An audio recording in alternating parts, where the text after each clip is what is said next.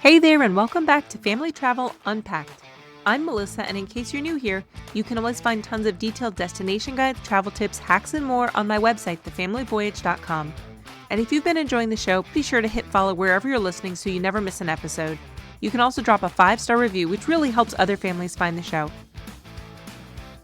So if you caught my recent interview with my good friend Celine from Travel Banff Canada, you heard us talk about how summer in the Canadian Rockies is truly incredible for families. If that got you thinking about cool weather summer destinations, you're in the right place. Because today I'm sharing 5 more options for families who'd rather not spend their vacation melting. Our family is headed to London and the Azores this summer for exactly that reason. Both spots should have high temps in the 70s, which is a far cry from the 95-degree, 95% humidity summers that we have here in the Midwest. I'll share all about that trip after we get back. Our trip last summer to the Dolomites was another perfect example of this. I won't talk about that in this episode, but if you click back 2 episodes, you'll find a deep dive into visiting the Dolomites with kids. 100% recommend it. The weather's perfect, the hiking is amazing, and it's great for kids of all ages. But in the meantime, let's talk about 5 destinations that actually deliver on the promise of a more comfortable summer trip.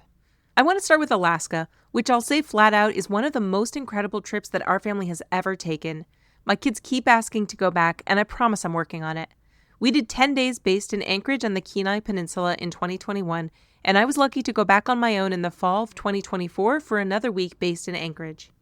Summer temperatures all over Alaska are mild.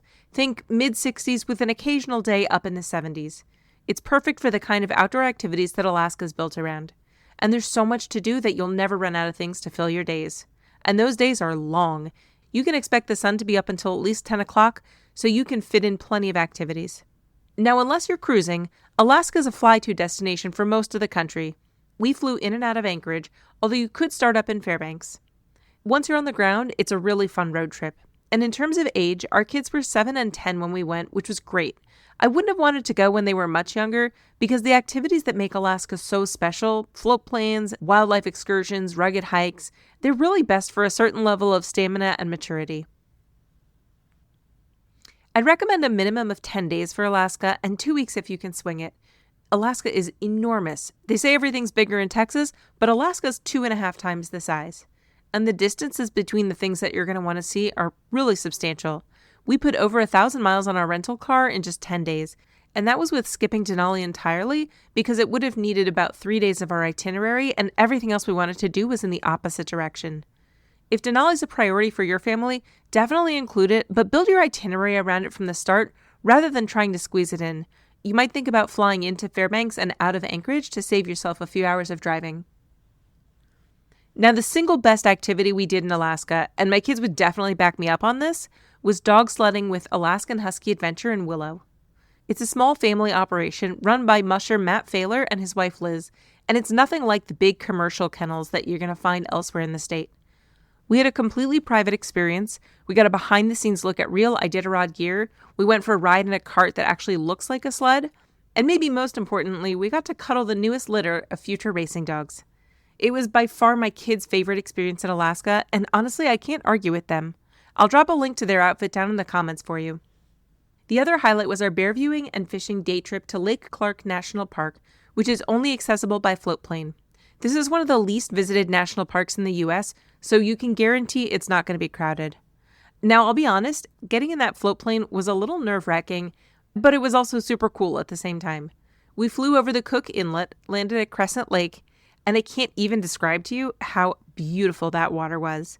And then we spent the day watching about a dozen bears just doing their bear thing, including a mama and her 3 cubs. Don't worry, we were in a boat at a very safe distance. Our guide Morgan taught the kids how to fish, and the day ended with a snack on the beach of the fish that our group had caught that afternoon. It was a bucket list day for real. It was also by far the most expensive tour we've ever done anywhere, so it's not something I'd plan to do every time we go to Alaska, unfortunately. We also did the Kenai Fjords cruise with Major Marine out of Seward, which I'd put firmly in the must-do category. In one day on the water, we saw puffins, sea lions, seals, a mountain goat, a bear, and whales. It was just an awesome wildlife experience, and the scenery is unbeatable. Because it's a fjord, you're surrounded by these glacier-top mountains on every side. Now, pro tip, if you can, visit the Alaska Sea Life Center in Seward before your cruise if you have time. It'll give you a lot more context for everything that you're going to see from the water. And if you're a member of an AZA accredited zoo or aquarium at home, you can bring your card and save 50% off admission. Now on the hiking front, we love the Byron Glacier Trail in Portage Valley. It's almost completely flat, just over a mile each way, and you walk right up to the glacier at the end. It wasn't even originally on our itinerary, but we added it on the last day when we had a little extra time, and it ended up being the perfect way to end the trip. This is a great starter hike even for the youngest kids, because there's not really any challenge to it, but the payoff at the end is huge. We also did the Tonsina Creek Trail in Seward, which also has a stunning payoff. It's a secluded beach on Resurrection Bay. But fair warning, it's a super steep climb back up. My daughter only made it back to the top because a local family we met on the trail let her walk their dog the whole way. And that's a true story. I'm still friends with Scott on Facebook. So Scott, if you're listening, shout out to you and Roxy. Now, a few things that you definitely want to know before you go. First, Alaska's expensive, especially the food. A cheese pizza in Talkeetna was about $20. Halibut fish and chips in Seward ran us $32, and I just checked the menu and prices have gone up since then. We saved a lot of money by packing non-perishable lunches almost every day. Bread, peanut butter, carrots, apples, pretzels, and that made a big difference on our budget. I even brought collapsible silicone lunch containers to pack it all in, and those definitely came in handy. In terms of getting around, driving in Alaska in the summer isn't hard, but keep in mind that in a lot of places, there's basically just one route. We hit an unexpected 6-hour delay when the Parks Highway shut down completely between Anchorage and Talkeetna due to an accident. There was only one detour available, and it would have been a 13-hour loop. Alaska is wild and sometimes unpredictable, so build some buffer into your days. I've got a really in-depth Alaska itinerary and practical tips over on my website. I'll link to those down in the show notes, or you can head to thefamilyvoyage.com/Alaska. Next up is Iceland, which we visited in summer of 2024. I'm not exaggerating when I say that it absolutely delivered on every expectation. Iceland is also a fly-to destination, and then it's very much a road trip once you're there. We put serious miles on our rental car over 11 days by driving most of the way around the country. Like Alaska, I'd aim for that upper elementary age or older.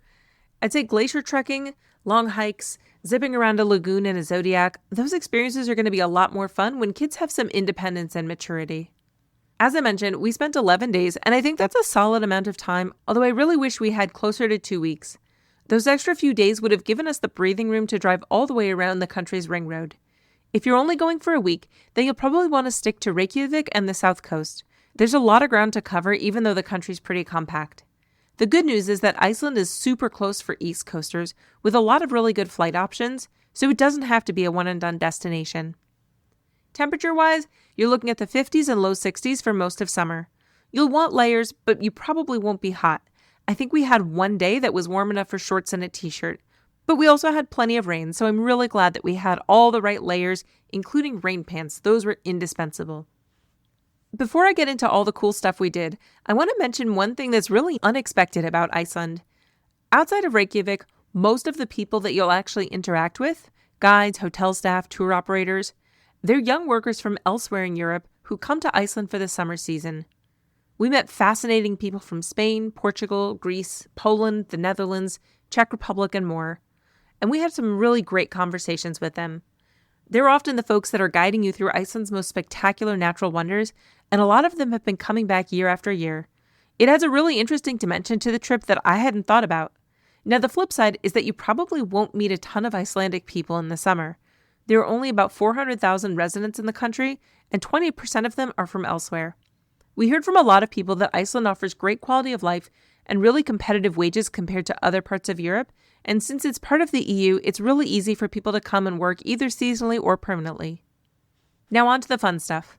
On top of our must-do experience list for Iceland is glacier trekking. We added it pretty late in our planning based on a recommendation from a friend who'd visited the week before us, and I'm so glad we did.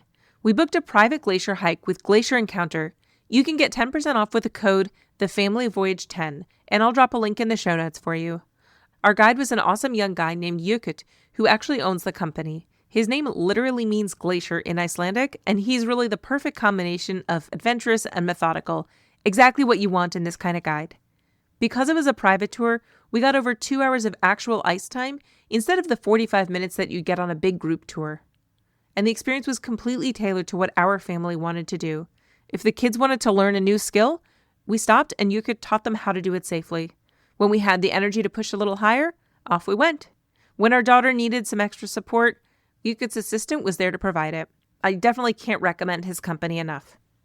Whale watching in Húsavík in the north was another big highlight for us. We went with Gentle Giants, and our boat was staffed by an Italian PhD student in marine biology who was absolutely fantastic. She taught us so much. We saw spinner dolphins jumping, a pair of humpback whales traveling together, which is actually sort of uncommon since they're usually solitary, and there were tons of puffins. At one point, a humpback surfaced just a few meters off the side of our boat, and I actually got a little bit nervous with that one. It was the closest our family had ever been to a whale in nature. My advice if whale watching is on your list is to schedule it for the first day that you'll be in that part of the country. Sometimes the tours can get canceled due to sea conditions, and if you book it early, you have the flexibility to reschedule if you need to. Speaking of which, we also tried to do 2 separate puffin boat tours in different parts of Iceland, and both of them got canceled due to rough seas. That's just the reality of Iceland. We still saw plenty of puffins, don't worry, but if a dedicated puffin tour matters to you, the same advice applies. Book early and give yourself backup days. One thing our whole family loved was checking out all the different geothermal baths. You should definitely visit a few of them. We loved Vok baths in eastern Iceland, which has pools that float out into a river.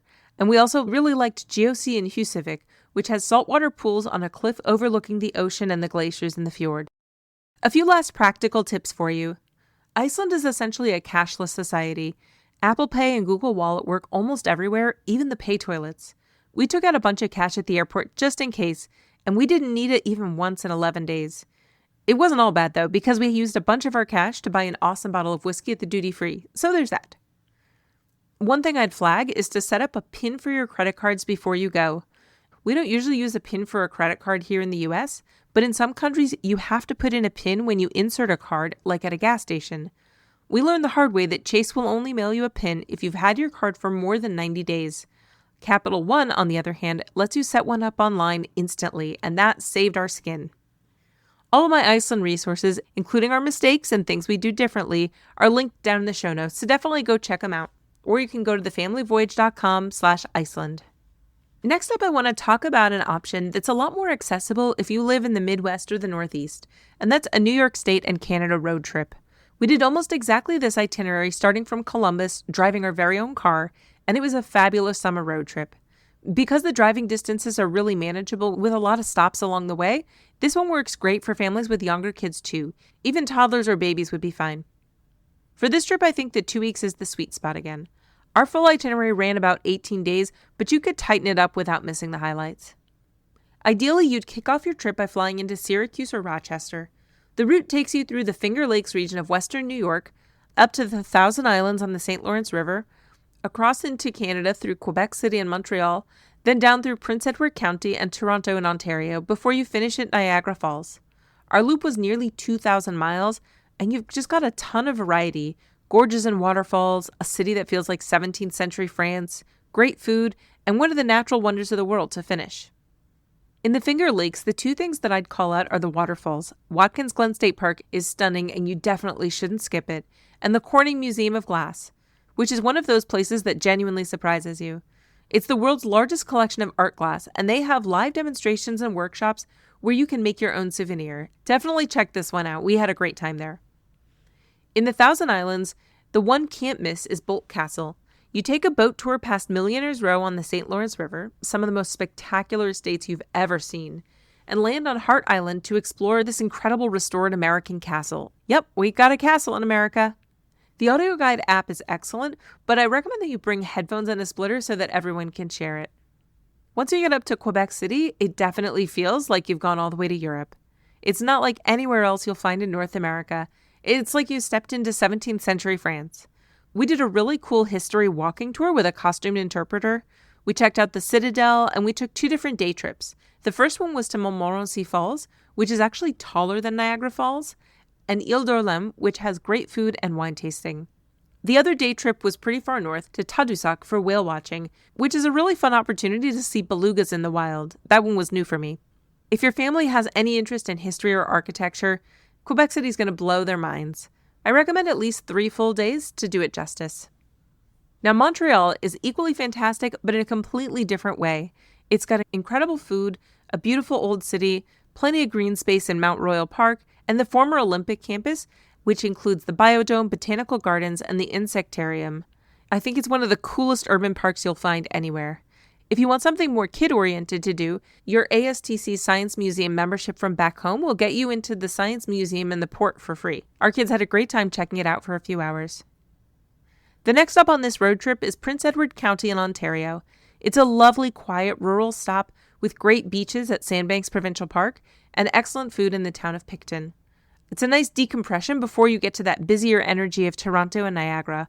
A lot of Americans haven't even heard of the county, so you won't find big crowds here like you do in a lot of other places.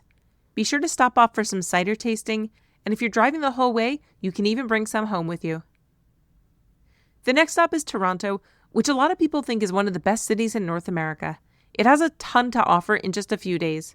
We love the view from the CN Tower and our late-night visit to Ripley's Aquarium. The city also has so much awesome Asian food since it's a real melting pot of cultures.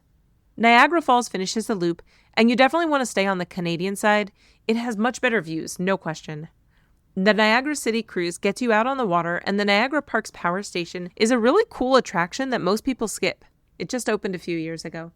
I have a great ebook you can download for free over on the website with all sorts of cool local spots around Niagara Falls. It was actually written by a Niagara Falls tourism professional, and she shared tons of great intel for you guys. Beyond that, I've got a day-by-day itinerary for this whole trip on my website. I'll drop a link down in the show notes, so be sure to go check it out. If you want something even closer to home, I think Michigan is incredibly underrated as a summer destination. Okay, I mean, Midwesterners know about it, but I think a lot of coastal families just don't have it on their radars. This was another one that we did with our own car straight from Columbus.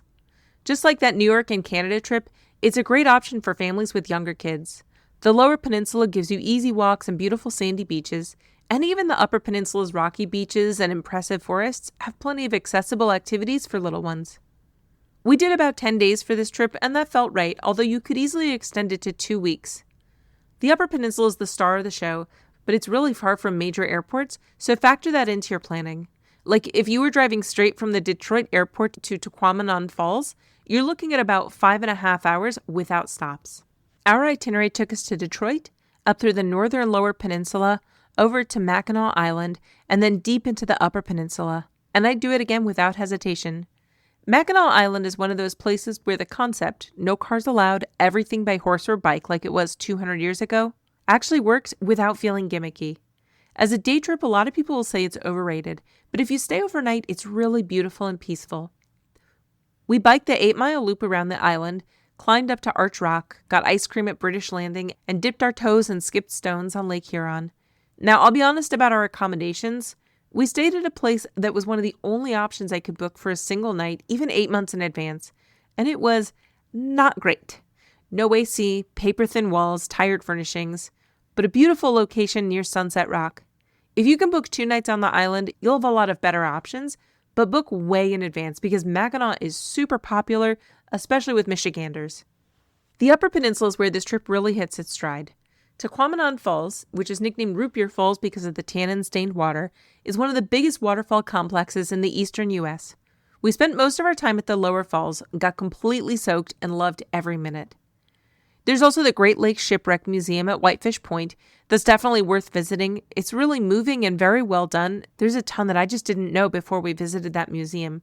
And the beach right behind it on Lake Superior is beautiful. The crown jewel of the Upper Peninsula is definitely Pictured Rocks National Lakeshore. These are enormous sandstone cliffs right on Lake Superior, and the boat tour is the best way to see them. We timed our tour for late in the afternoon to get the best light, but unfortunately, the weather didn't cooperate. It's probably the worst storm I've ever experienced on a boat. Thankfully, the next night, we got our great golden hour views from shore, so I think it's worth staying a few nights in the area. During the day, there's some really nice hiking to do in the park, too. We stayed at the Holiday Inn Express Munising Lakeview, which was surprisingly nice, and we could see Pictured Rocks from our balcony, which was a great way to wake up.